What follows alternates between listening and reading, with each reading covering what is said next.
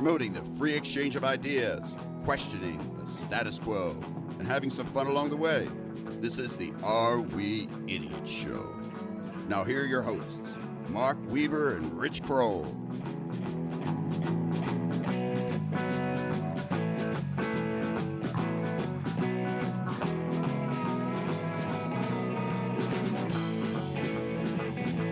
Hello again, everyone, and welcome to another edition of the Are We Idiots Show.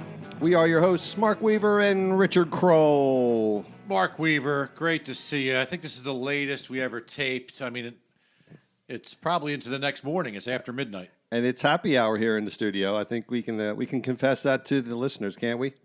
You know, sometimes you just need a break from life, and with the episode we're going to do, we need to be a little looser. Little liquid refreshment. So we've joked on the show when we do our Idiot of the Week's segments.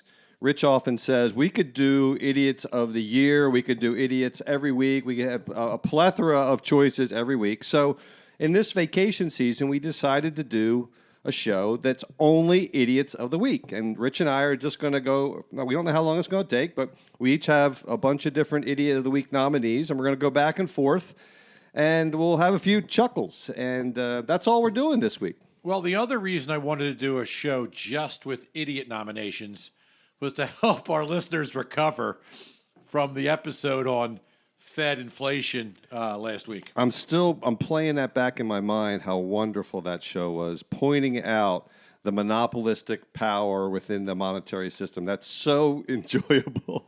It was moving. I still get chills. I still get chills talking about it. I developed rickets after that episode. All right, Richie, so we don't know how this is going to go. It's our first time doing it, but you want to go first? You want me to go first? I'll go first. Okay, go for it. All right, so... And at the end, we'll pick the best one of all of them, all right? We'll just pick one of the... However many we get through here. Sounds good. We probably could figure that out by level of laughter or just annoyance. All right, so this is I have a couple stupid criminal nominations. Oh, I always have them, so go for it. They're good, right? If you are going to burglar some houses on a night out, each to their own, then my suggestion is that you try and come up with some sort of method for not getting caught. Always a good strategy. It's a great strategy. Like, you don't want anyone to know what you're doing, otherwise it becomes very difficult to burgle. Is burgle a word? I guess. And also, you might get sent to jail. So here's one little tip, safety tip. Don't wear a GPS bracelet that shows the police where you are while you're doing your burglaries. He was under house arrest or something, and yes, a GPS bracelet, ankle bracelet. So Stuart Campbell, who had recently been released from prison and was fitted with a GPS ankle bracelet, for probation purposes, decided not too much after he was released that it was time for a quick burglary. Actually, 5 of them. He performed 5 burglaries in his neighborhood, all pinpointed with location and time data, then went back to jail because nobody's ever been more guilty of something in the history of the world. I'm no detective. I could probably even crack that case. You document your own evidence. Do you even understand what a GPS ankle bracelet's for? I mean, that's apparently no, not. He doesn't. Oh, my goodness. I got one for you that might top that. Really? Yeah, in stupidity. In Ohio, Rich, Columbus police arrested a man they say gave his driver's license to the teller at a bank he was robbing. According to court documents, David Menser was accused of robbing 4 Central Ohio banks between May and June of this year. During the robbery on June 4th at the Huntington Bank, Menser was tricked into giving the teller his driver's license. According to court documents, Menser approached the counter and presented a demand note for the money. He said, "I have a gun." The teller gave Menser money and a dye pack. Menser took the money but put the dye pack on the counter, and he told the teller he wanted more money. The teller told him a driver's license was required to use the machine to get out more cash. Menser reportedly then gave the teller his license to swipe through the machine, and then the bank would give him additional cash. Of course, detectives were able to identify Menser immediately and filed an arrest warrant for him. I wonder if these two are related. Wow, that's pretty sad and hilarious. All right, some of these don't have names, but maybe does this one? All right. Let's see. Oh, this one does have a name. A spiritual magician died after accidentally steaming himself to death in a stainless steel industrial wok. All right, so I gotta hear this one. Mr. Limbaugh, They do the limba in the wok. known professionally as Black Dog, Great song, was performing a ritual to cleanse body and soul. He's been performing this ritual for a decade despite family objections. The 68-year-old guru sat in lotus position in the giant stainless steel wok with rice, sweet corn, and vegetarian buns alongside to be steamed while he's in there. Of course. Why wouldn't you? Yeah. That's the old You got to go for flavor. kill two beans with one wok. Is that the Chinese saying? Black Dog clasped his hands in prayer as the lid was lowered and the fire was literally lit under his buns. After 30 minutes, the steamy scenario went wrong. Devotees heard the magician knocking frantically from inside the steamer. They couldn't get him out in time? They couldn't get him out. When the lid was raised, he was found unconscious, steam everywhere, suffering from serious burns, and he died of a heart attack. Ouch. That might be the stupidest dish ever served. That is just amazing. Okay, Rich, home remedies like this guy thought he had. I've got one here. A Denver area woman claims that she has a new remedy to counteract acne. It's called dog urine. In a shocking viral video, a woman has her dog pee into a cup, and then she drinks the urine from the cup. I thought it was wiped on the face. No, she drinks it. Quote, until I first drank my first dog pee, I was depressed, I was sad, I had really bad acne. Dog pee also has vitamin E in it, and has 10 grams of calcium. And it's also proven to help cure cancer, she says. What, is she related to Jim Baker? Certified holistic nutritionist Joy McCarthy says that urine therapy has been around for several hundred years and was practiced by the ancient Greek and Roman societies, but adds, quote, my take on this is there's far better ways to get healthy than drinking one's urine. Oh, my goodness. And there was a video accompany of her doing That's one I don't want to see. So my wife Jill often makes these really delicious, very nutritious shakes for myself and my daughter. And they're great. And they've all the good stuff, organic stuff, and some strange stuff in there too, but different types of seeds or whatever, or essential oils.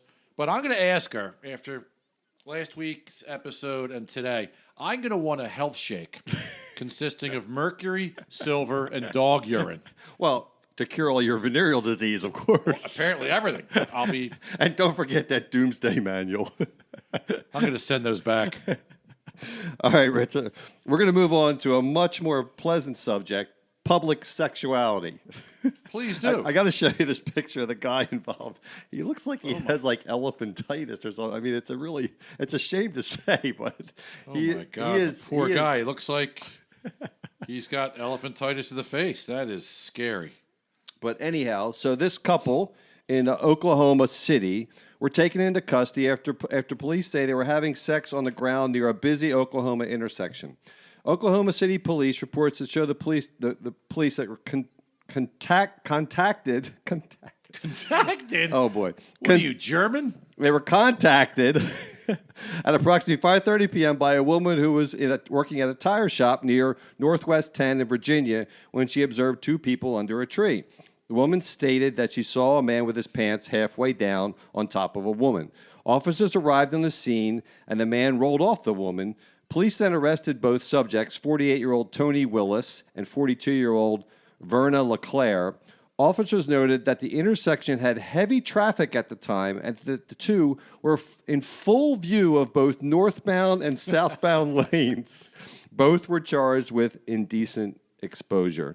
And I got to be honest with you, we shouldn't be consumed with people's looks, but this guy, my goodness, He should be commended for having any woman and in the world have sex with him. I mean, for a 42-year-old woman, she's about average looking, not but bad. he's a 0. He's a -10. He should write a book on how to pick up women. Now, I guess there's another possibility here she could have been paid for that we don't. Well, it's not in this you article. raise a valid point. All right, next one. What do you got? All right, along the lines of the sexual category, this one's going to upset a lot of people. Uh-oh. Will it upset me? Probably not, because you stink at dancing. That is true. That is exactly true. This one will not impact your life at all, but it could impact your wife, your daughters, and all your family that love to dance at weddings. So, and I think this is recent, but I could be wrong. All right, there's clearly a million songs about sex and sexuality and all that stuff, right? So that's nothing new. But guess what? What's one of the most famous songs, line dance songs, weddings, parties of all time? And it's a great tune. And most people know it. The Electric Slide. Yes. I don't dance to it, but my family members I don't do. either, but I have some of the family members on Jill's side. Her uncle Albert is one of the best electric slide men in the world.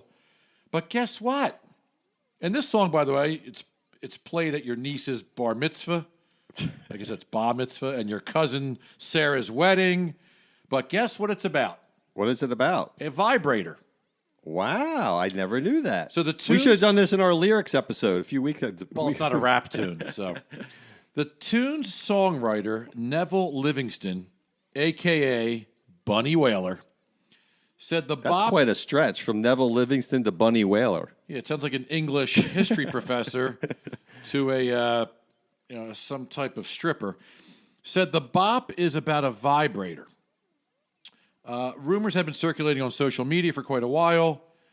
A source close to Livingston reached out to him. He lives in Kingston, Jamaica, to find the real meaning. And he said, "I'm surprised it took people this long to figure out. Many people were obviously rattled by the news because, we're dancing. Yeah. People are dancing with to their, the vibrator their song. little teenage daughters to this song.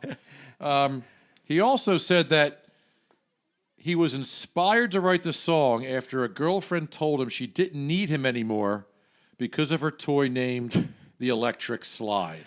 I like it. So we're all idiots on this one. Yeah, for sure. I didn't know that. I learned something today. And I got a story for you, Rich, that I know how much you love social media. And we talked many, many shows ago about ruining the U.S. society as we know it. Well, it sounds like it might be ruining Russian society. Burger King has apologized for a poor taste ad campaign posted on its official Russian social media account. On Tuesday, the burger chain announced a promotion on VK, the Russian equivalent of Facebook, offering women 3 million Russian rubles, which is about $47,000, and a lifetime supply of Whoppers if they were to get impregnated by football players currently competing in the World Cup. Because the World Cup's in Russia right now. Sure. Shortly after announcing the campaign, they pulled it back due to the backlash. Burger King posted a statement on VK apologizing and removed all related materials. But Burger King's Russia division has a history of horrific publicity baiting stunts. Last year, it made fun of a teenage rape victim in an online marketing campaign. The fast food company used the likeness of this girl, I'm not going to say her name because she's 16, who was raped when she was 16 at a house party. And they used it as part of a media campaign. Oh, my goodness. And then lastly, it's not just in Russia. Burger King has a global track record of misogynistic marketing. In Singapore, the company advertised a 7-inch burger with overtly sexual imagery and a tagline saying, "It'll blow your mind." What the heck is going on? Burger King, kind of racy. BK? Racy and inappropriate and ignorant, The actually. king. Wow. That hurts. All right. I got a couple more, so how many I you got have more? several more, so Okay. we're good. Rhonda Huckabee decided to start stealing some of this company's products from their warehouse and sell them on eBay. So she was She stealing was an employee? employee of this company. The company's not named. She was stealing products when nobody was looking, brand new products in a box, and then selling them on eBay. But she was offering, because they were brand new, the factory warranty. Sure, why not? Why wouldn't you? I mean, it's a value add. It is a value add. I mean, she's advanced. I mean, they are new. They deserve a warranty. So she's ahead of her time. But it only took a couple of weeks before this warehouse started getting calls for tech support Of course. for the products with serial numbers they did not have registered as sold in the system. Brief investigation led straight to her. Very brief, I imagine. Very brief. She was fired and legal action pursued. But here's the sad angle. Uh-oh. Her father worked at the company as well, at the warehouse. It's like Blue Star Airlines, Charlie Sheen. Exactly. So they were forced to make him stay at home with no pay during the time of this investigation because they could not figure out initially if it Like was he was involved. if he was involved or not. Right, that's a shame. So she took herself down, she took her dad down. It's like Charlie Sheen taking Martin down. He used his connection to the union at Blue Star Airlines. How many To Wall yachts Street. do we need to water ski behind? All right, I got another one for you. A popular young man fatally stabbed himself in the chest, mistakenly believed the vest he wore was stab-proof. Aren't they stab proof? It's a sad story, but it's kind of stupid. Jordan Easton was in the kitchen at one of his friend's parents just a few days after his 22nd birthday when he turned a knife on himself to demonstrate the stab-proof nature of the abdominal protection he had on. Although his injuries were indeed self-inflicted, there was no evidence Mr. Easton intended to harm himself. All the witnesses gave consistent accounts about what had happened, subsequently borne out by toxicology and other reports. The official account blames the tragedy on, quote, the foolishness of youth. That's The foolishness of youth. FOY, we used to call that. FOY. I mean, oh, watch this, guys. I got a vest on here. Whoop. I bought I a- mean, I don't get No, it. I mean, totally get it. He bought a replica Kevlar vest used in Star from Wars. Jim Baker. From Jim Baker. That's a reference to last show, by the way. Wrap the thing around a tree. Wrap the thing around a watermelon. Anything. Test it first. Anything other than the guy in airplane taking a knife to the Harry stomach. Carey. What is wrong with people? I don't know. Oh, what do you else got? do we have What here? do you got there, I got Richie? a couple more. So I got a couple short ones. Then I'll end on a longer one. All right. We don't have names here, but a trio of drug thieves ran into a unlucky day. These criminals, known record for drugs, broke into a home in Silver Springs, Florida, and discovered 3 jars of cocaine. It's their lucky day, Nice. right? The jackpot. You kidding me? Nobody's home, and they got what they want for free. They took it home, and they snorted the contents. Flour. A little bit worse. That's when they discovered that the jars were in fact urns, and that they were snorting the The cremains of the victim's husband and 2 dogs. All right, we have a preemptive winner. I was going to say the guy that incinerated himself in a wok, but this might be better. That has to be the ultimate high, to snort the husband and dog's remains. You know, I'm going to leave instructions in my will that my wife must snort my remains. I mean, It's a great idea. that is unbelievable. Wait, I have a new idea. Okay. My health shake's now going to consist of mercury, silver, dog urine, and one of my pets' remains. Okay. The fish or what kind of pets do you have I think nowadays? cats. Fish is too small. Cats are more substantive. Very much. All right, Rich. Authorities say a 48-year-old Florida man raised a can of beer and chugged it after a sheriff's deputy stopped him on suspicion of drunk driving. Wait. He gets pulled over, then chugs it.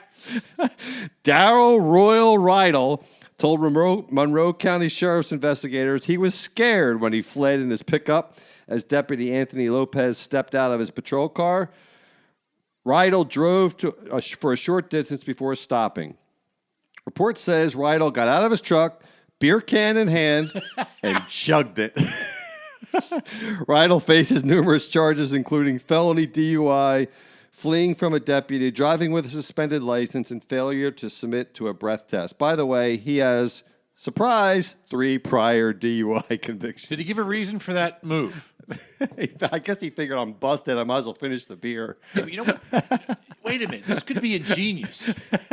Let's say you're driving. Just imagine. Right in front of the cop, like "F you, cop." Right?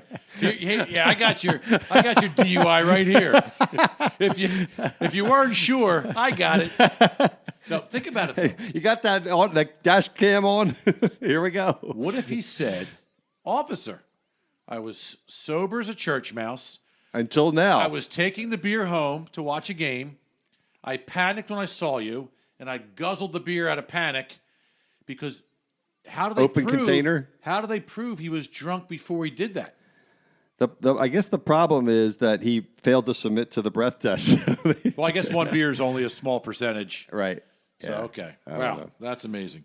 Another All short right. one here. Another short one, then we'll wrap it up. I have 2 more. Okay, go for it. Okay, another criminal story. Is this a good one? This is good. When an attempted robbery at the Lowe's Home Improvement Store, right? We like to go to Lowe's and Home Depot, right? I'm a very handy guy. Not. Went awry, Milton J. Hodges fled across the street and jumped a fence.